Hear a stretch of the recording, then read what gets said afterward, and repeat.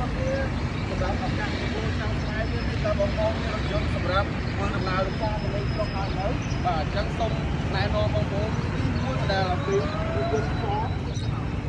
Rester បាទប្រភេទ Land Rover Rester គឺជាប្រភេទឡានដែលយើងធន់ក្នុងការបើកបរគ្រប់ស្ថានភាពផ្លូវអញ្ចឹងបើសិនជាបងប្អូនមានសមាជិកក្រៅបងប្អូនអាចអង្គុយនៅខាងក្រោយបាទព្រោះវាមានភាពធំទូលាយបាទគឺសម្រាប់ជាពិសេសសម្រាប់បងប្អូនដែលមានត្រូវការបងប្អូនច្រើនបាទសម្រាប់លេងបាញ់ទឹកចូលឆ្នាំអីបាទទៅគឺរថយន្តរបស់យើងគឺមានអ្នកភាពលំទូលាយមែនតើបាទអញ្ចឹង